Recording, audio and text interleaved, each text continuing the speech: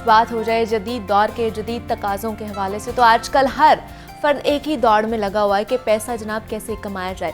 पहले दौर में हम देखते थे कुछ अजाफी आमदन हासिल करने के लिए डबल डबल नौकरियां करनी पड़ती थी, कई कई घंटे एक्स्ट्रा काम करना पड़ता था। लेकिन ये इंटरनेट का दौर है, डिजिटल दौर है, और इस तरक्की याफ्ता ज़माने में हर वो शख्स जो इंटरनेट का इस्तेमाल जानता है ना, उसके दिल में ये ख्याल ज़रूर पैदा होता है कि इस अजीम आलमी नेटवर्क का इस्तेमाल हसूल दौलत के लिए कैसे किया जाए।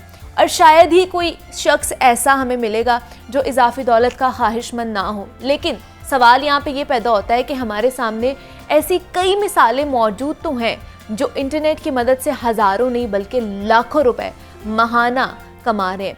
फ्रीलांसिंग, ई कॉमर्स और स्टार्टअप ने कम वक्त में ज़्यादा पैसे कमाना जो है ना वो मुमकिन बना दिया है। लेकिन यहाँ पे एक ये चीज़ जानना बहुत ज़रूरी है कि आम आदमी इंटरनेट की मदद से पैसे कैसे कमा सकता है। ऐसे कौन कौन से स्किल्स हैं जो हमें सीखने की ज़रूरत है, जिनकी मदद से एक कामयाब मुस्तकबिल का जो ख्वाब है वो हकीकत बन सकता है।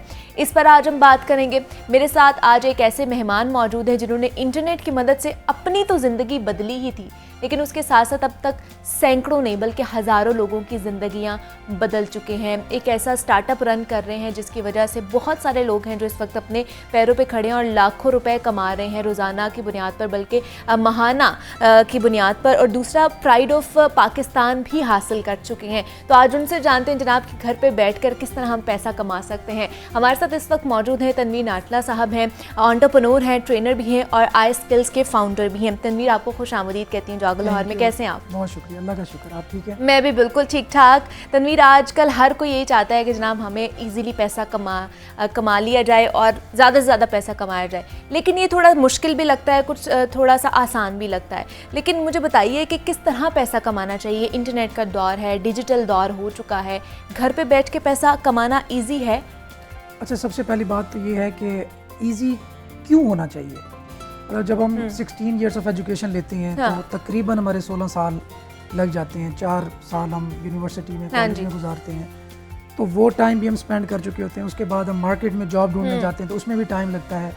फिर मार्केट हंटिंग, जॉब हंटिंग के बाद अगर कहीं जॉब मिल गई तो फिर उसको पक्का करने में टाइम लग जाता है। शुरू में सैलरी कम होती है, तो हम मार्केट में इतना टाइम स्पेंड करने को तैयार हैं। लेकिन जब ऑनलाइन अर्निंग की बारी आती है तो हर बंदा कहता है इजी मनी हो और क्विक मनी हो, तो treat it as a business. Okay, हाँ, ये कोई मनी मेकिंग कोई मशीन नहीं है, कोई फार्मूला नहीं है कि कोई आपको मिल जाएगा और डॉलर्स की बरसात हो जाएगी, ऐसा कुछ नहीं है। This is like business. जिस तरह नॉर्मल आप शॉप ओपन करते हैं, रेस्टोरेंट ओपन करते हैं, उसमें टाइम लगता है आपकी क्लाइंटेज बढ़ने में, तो सेम उसी तरह है।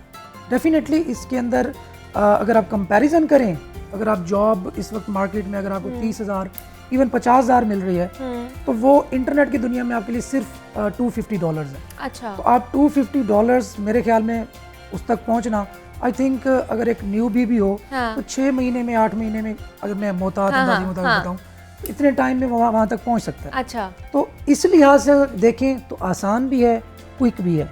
अगर आप वैसे कहें कि बस मैं एंटर हूं और पैसों की बरसात हो जाए तो ऐसा कुछ ऐसा मुमकिन नहीं है। थोड़ा सा आपको सब्र करना पड़ता है, कुछ मेहनत करनी पड़ती है। लेकिन वो कौन कौन से तरीके हो सकते हैं तनवीर जिनके थ्रू हम लोग पैसे कमा सकते हैं?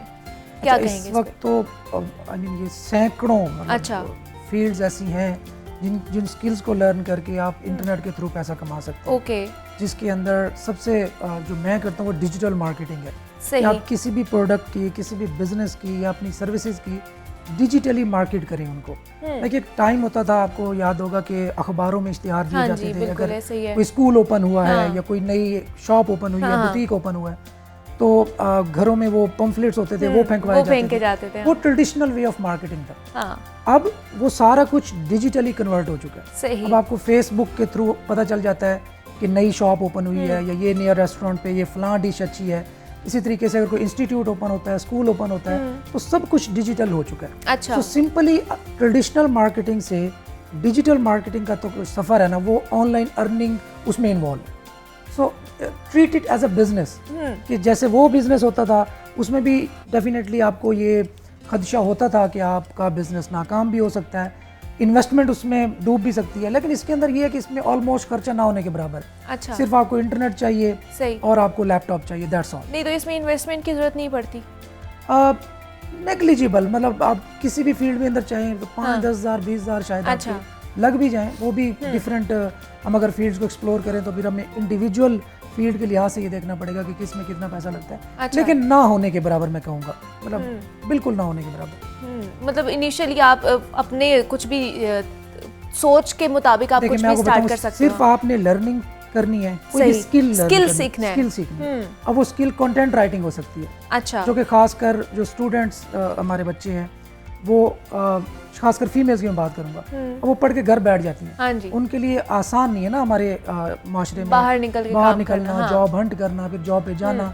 तो उनके लिए बेहतरीन क्या है कि वो कंटेंट राइटिंग लर्न करें और उसी को फ्रीलांसिंग प्लेटफॉर्म पर एज अ सर्विस ऑफर करें। कि आप फेसबुक के थ्रू कर सकते हैं, ट्विटर के थ्रू कर सकते हैं, लिंक्डइन बहुत बड़ा प्लेटफॉर्म है। इसी तरीके से फ्रीलांसिंग के प्लेटफॉर्म्स हैं, अपवर्क है, फाइवर है, जो कि पाकिस्तान में बहुत ज़्यादा फेमस है। तो वहाँ पे अपनी सर्विसेज ऑफर करके रेवेन्यू जनरेट कर सकते हैं। इसी तरीके से वो लोग सर्च इंजन ऑप्टिमाइजेशन की, जिसके अंदर मैं एक्सपर्ट हूँ एक्चुअली, उनकी सर्विसेज वो लर्न करें, उनकी सर्विसेज वो ऑफर करें और वहाँ से अपना रेवेन्यू जनरेट करें। इसी तरीके से खासकर अगेन मैं ख़वातीन की बात करूँ, मतलब नेग्लिजिबल एक समझ लें कि वो एक तबका है। तो वहाँ पे वो लोग क्या कर सकते हैं कि एक जगह से जो क्लॉथिंग होती है, सूट्स हैं, वो उनकी तस्वीरें लें, सिर्फ इन्वेंट्री बाय करने की भी जरूरत नहीं है। ठीक है। बुटीक को तो अपनी इन्वेंट्री बना के रखनी पड़ती है, सजानी पड़ती है, फिर कस्टमर आते हैं, लेते हैं, तब तक उनका पैसा स्टॉक मतलब वो स्टक हुआ हुआ है।